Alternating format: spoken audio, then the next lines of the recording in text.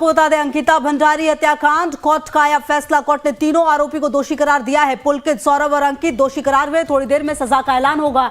उत्तराखंड के अंकिता भंडारी हत्याकांड केस में आपको बता दें, कोर्ट ने बड़ा फैसला सुनाया है। कोर्ट ने तीनों आरोपियों को दोषी करार दिया है। कोर्ट ने रिसोर्ट संचालक पुलकित आर्य और उसके दो साथियों सौरभ भास्कर और अंकित गुप्ता को दोषी करार दिया है। बस थोड़ी देर में कोर्ट सजा का ऐलान भी करेगा। ये पूरा मामला जिस तरीके से सामने आया था, नजर पूरे देश की है कि आखिरकार क्या फैसला सामने आएगा।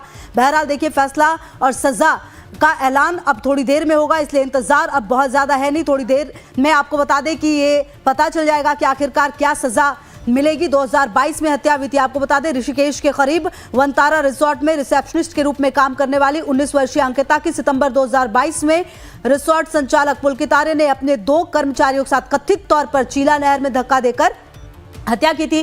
शुरुआती जांच में आया कि रिसोर्ट में एक वीआईपी अतिथि को एक्स्ट्रा सर्विस देने से अंकिता ने मना किया था। इसी से उपजे विवाद के चलते उसकी हत्या की गई। और आपको बता दें कि अब ये पूरा मामला जिस तरह से सामने आया है, पुलकित आर्य पर आईपीसी की धारा 302 यानी हत्या, 201 साक्ष्य मिटाना, 354A छेड़छाड़ और अनैतिक देह व्यापार निवारण अधिनियम के तहत आरोप तय हुए थे। मामले की जांच के लिए एसआईटी गठित की गई थी, जिसने 500 से ज्यादा पन्नों की चार्जशीट दाखिल की।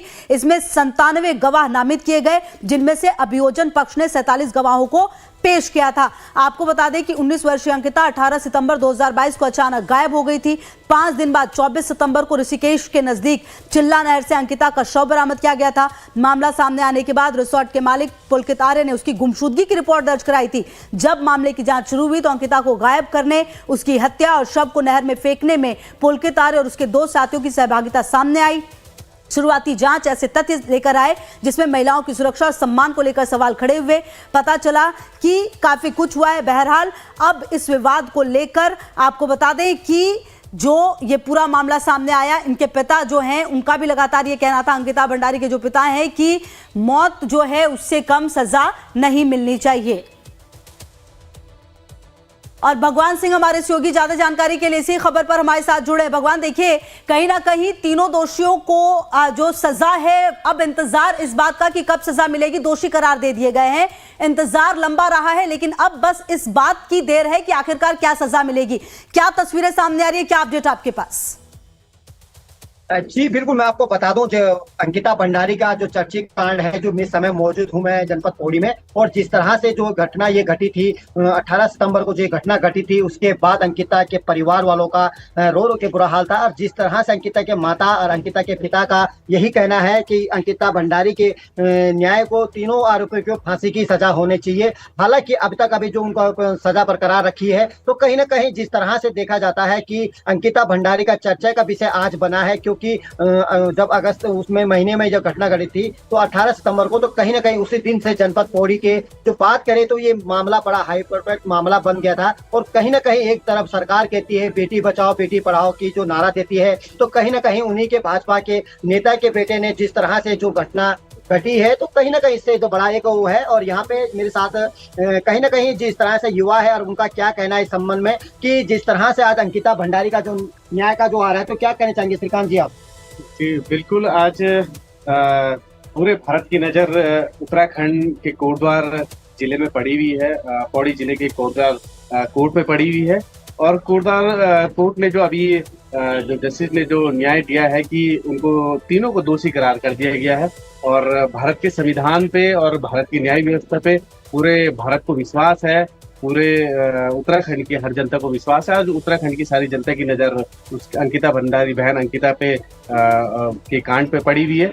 और मुझे पूरी उम्मीद है कि जिस तरीके से निर्भया हत्याकांड कुछ सालों पहले निर्भया हत्याकांड हुआ था और उनके आरोपियों को फांसी की सजा सुनाई गई थी, उसी तरीके से इस हत्याकांड पे भी अंकिता हत्याकांड पे भी आज फांसी की सजा जरूर सुनाने का काम करेंगे। किस तरह से देखते हैं कि जनपद पौड़ी इस समय पूरा एक आप कहीं चहल पहल देखे, लेकिन इस समय सबकी नजरें टेलीविजन के चैनलों पे पड़ी है कि क्या फैसला आता है, कब वो फैसले की घड़ी आती है। कहीं ना कहीं इस समय हमारा, मैं जहाँ पे खड़ा हूँ, अंकिता भंडारी ने यहीं से पढ़ाई की है और यहीं से रही है। कहीं ना कहीं बड़ा दुख होता है कि एक बहन के साथ इस तरह की घटना होती है। जी बिल्कुल, आज पूरा उत्तराखंड के पूरा भारत पूरा की नजरें जो है वो टीवी चैनलों पर हैं। और टीवी चैनलों की न्यूज लगातार सुन रहे हैं। और पौड़ी जिला हमारा, पौड़ी शहर भी गढ़वाल मंडल मुख्यालय पौड़ी है और पूरा सन्नाटा छा रखा है पूरे शहर में। सभी लोगों की नजर फैसले पर है और फैसला जो है, मुझे पूरी उम्मीद है कि फैसला आज बिल्कुल बहन अंकिता के पक्ष पे होगा, उनके माँ बाप के पक्ष पे होगा, उनकी पूरी जनता के पक्ष में आज फैसले को सुनाया जाएगा। और दोषी तो कोर्ट ने कर ही दिया है, क्योंकि भारत के संविधान पे और भारत की न्याय व्यवस्था पे इतनी ताकत है कि उन्होंने आज उसको दिखा दिया है। चाहे वो भारतीय जनता पार्टी के कोई सा भी नेता हो, चाहे वो कितना भी बड़ा नेता हो, आज वो घुटने टिक गए हैं उन लोगों के हमारी न्याय व्यवस्था पर और हमारे भारत। देखिए कि किस तरह से देखते हैं कि अंकिता भंडारी का जो एक बड़ा एक दौर रहता था, उसके माता पिता जिस दिन से देख रहा हूं मैं कि कभी भी कोई भी आकर उसके अंकिता भंडारी के पक्ष में आता है तो उसको कहीं ना कहीं डराया धमकाया जाता था। चाहे आशुतोष नेगी की बात करें, जो पौड़ी जनपद, क्योंकि परिवार से भी उन्हीं के गाँव से भी आते थे आशुतोष नेगी, और उनको दो या तीन बार जेल भी जाना पड़ा। जी बिल्कुल, आशुतोष नेगी जी जो एडवोकेट भी हैं और एक सामाजिक कार्यकर्ता भी हैं और हर समाज के साथ जुड़े हुए हैं और वर्ग के साथ जुड़े हुए हैं। और उन्होंने जो इस कांड की जो पहल शुरुआत करी थी, मैं आज उनका धन्यवाद करता हूं कि उन्होंने जो न्याय व्यवस्था पे जो विश्वास जताया था, उन्होंने जो धरना प्रदर्शन में दिए थे, उन्होंने जो पूरा साथ उन्होंने उनके माँ बापों का दिया था, इस हत्याकांड का जो साथ दिया था, उनके लिए एक विश्वास न्यायपालिका में पूरा विश्वास बनाया हुआ था। आज वो कहीं ना कहीं उनके चेहरे पे खुशी होगी कि उनकी मेहनत रंग लाई है, उनका संघर्ष रंग लाया है। और उनके साथ साथ जो पौड़ी की जनता, उत्तराखंड की जनता, पूरे भारत की जनता जो इस हर धरने पे, हर प्रदर्शनों में उनके साथ वहां पे मौजूद रही, वो उनको कहीं ना कहीं देखने को मिले। और आज फैसला भी कुछ क्षणों बाद हमारे टीवी चैनल पे हमारे सामने मौजूद होगा और हमें पूरा विश्वास है अपनी न्यायपालिका को फिर से मिलकर अच्छा फैसला। एक सवाल मेरा दिल में ये भी है कि कहीं ना कहीं अंकिता भंडारी का जो एक चर्चित मामला था, ये पूरा हाईलाइट मामला हो गया था और जैसे ही सजा का हुआ था, आज कहीं ना कहीं सबकी निगाहें यही है कि उनको और उनके पिता और माता का कहना है, भाई का कहना है कि तीनों दोषियों को फांसी की सजा होनी चाहिए।